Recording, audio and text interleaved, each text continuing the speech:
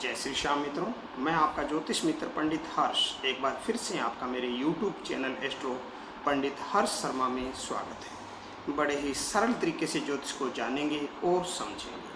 मित्रों, आज का हमारा चर्चा का विषय रहने वाला है पिछले जन्म में आप क्या थे और अगले जन्म में आप क्या बनेंगे, जानेंगे। इसी के विषय में कुछ कुंडली से संबंधित जानकारी, तो जुड़े रहिए मेरे इस YouTube वीडियो के साथ में अंत तक। आइए मित्रों, जानते हैं पिछले जन्म में आप क्या थे और अगले जन्म में आप क्या बनोगे।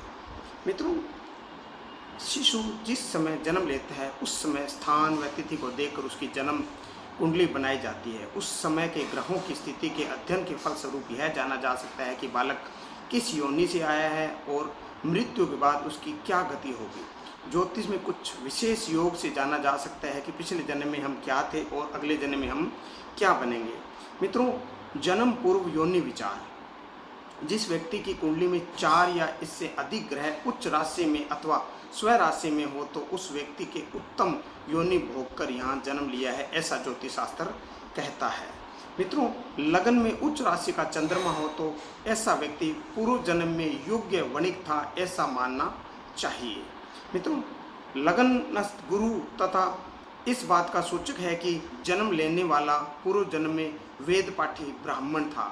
यदि जन्म कुंडली में कहीं भी उच्च का गुरु होकर लगन को देख रहा हो तो बालक पूर्व जन्म में धर्मात्मा, सद्गुणी और विवेकशील साधु अथवा तपस्वी होता है, ऐसा मानना चाहिए।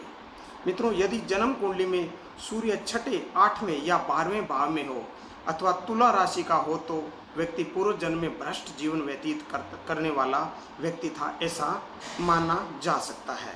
मित्रों, लगन या सप्तम भाव में यदि शुक्र हो, जातक पूर्व जन्म में राजा अथवा सेठ था, वह जीवन के सभी सुख भोगने वाला था, ऐसा समझना चाहिए। मित्रों, लगन एकादश, सप्तम या चौथे भाव में शनि इस बात का सूचक है कि व्यक्ति पूर्व जन्म में शूद्र परिवार में संबंधित था एवं पाप पूर्ण कार्यों में लिप्त था। यदि लगन या सप्तम भाव में राहु हो तो व्यक्ति की पूर्व मृत्यु स्वाभाविक रूप से नहीं हुई, ऐसा ज्योतिषियों का मत है। मित्रों, 4 या इससे अधिक ग्रह जन्म कुंडली में नीच राशि के हो तो व्यक्ति के पूर्व जन्म में निश्चय ही आत्महत्या की होगी, ऐसा मानना चाहिए। मित्रों, कुंडली में स्थित लग्नस्थ बुध स्पष्ट करता है कि व्यक्ति पूर्व जन्म के वणिक पुत्र था एवं विविध क्लेशों से व्यग्रस्त रहता था। मित्रों, सप्तम भाव, छठे भाव या दसम भाव में मंगल की उपस्थिति यह ग्रह स्पष्ट करती है कि यह व्यक्ति पूर्व जन्म में क्रोधी स्वभाव का था तथा कई लोग इससे पीड़ित रहते थे। मित्रों, शुभ गुरु ग्रहों से दुष्ट हो या पंचम या नवम भाव में हो तो जातक पूर्व जन्म में सन्यासी था, ऐसा मानना चाहिए। मित्रों, कुंडली के 11वें भाव में सूर्य, 5वें में गुरु तथा 12वें में शुक्र इस बात का सूचक है कि व्यक्ति पूर्व जन्म में धर्मात्मा प्रवृत्ति का था, लोगों की मदद करने वाला था, ऐसा ज्योतिष शास्त्र का मानना है। मित्रों, अब जानते हैं अगले जन्म में क्या बनेंगे। इसी के विषय में जानते हैं मृत्यु उपरांत गति विचार। मित्रों, मृत्यु के बाद आत्मा की क्या गति होती है, यह पुनः किस रूप में जन्म लेगी, इसके बारे में भी जन्म कुंडली में देखकर जाना जा सकता है। आगे इसी से संबंधित कुछ योग है जो मैं आपको बताने जा रहा हूँ। मित्रों सुनिए, कुंडली में कहीं पर यदि कर्क राशि में गुरु स्थित हो तो जातक मृत्यु के बाद उत्तम कुल में जन्म लेता है। लगन में उच्च राशि का चंद्रमा हो तो कोई पाप ग्रह उसे न देखता हो तो ऐसे व्यक्ति मृत्यु के बाद सद्गति को प्राप्त होता है। मित्रों, अष्टम राहु जातक को पुण्य आत्मा बना देता है तथा मरने के बाद वह राजकुल में जन्म लेता है, ऐसा विद्वानों का कथन है। मित्रों, अष्टम भाव पर मंगल की दृष्टि हो तथा लग्नस्थ मंगल पर नीच शनि की दृष्टि हो तो जातक घोर नरक को भोगता है।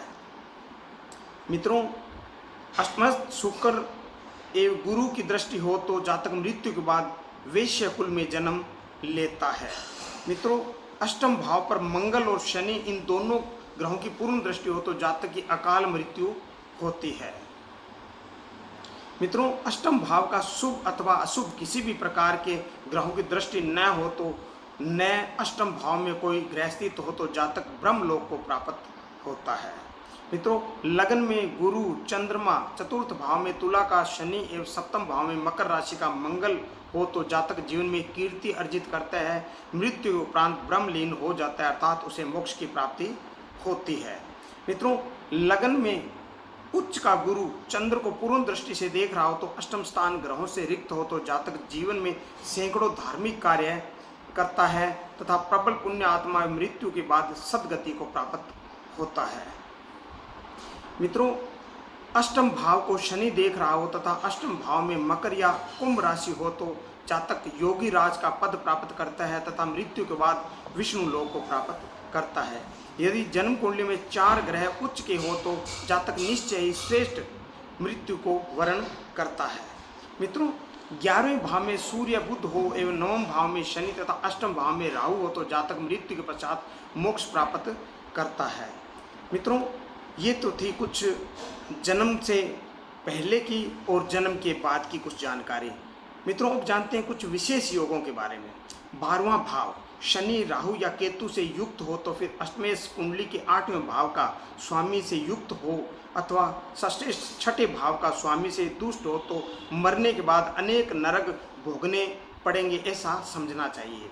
गुरु लगन में हो तो शुक्र सप्तम भाव में तथा कन्या राशि में चंद्रमा हो तो धनु लगन में मेष का नवमास हो तो जातक मृत्यु के बाद परम पद प्राप्त करता है।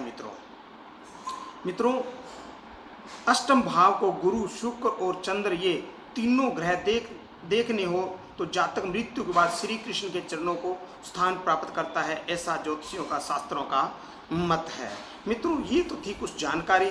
ऐसी ही सरल भाषा में जानकारी लेने के लिए मेरे इस YouTube चैनल को लाइक करें, शेयर करें, सब्सक्राइब करें। आज के लिए बस इतना ही।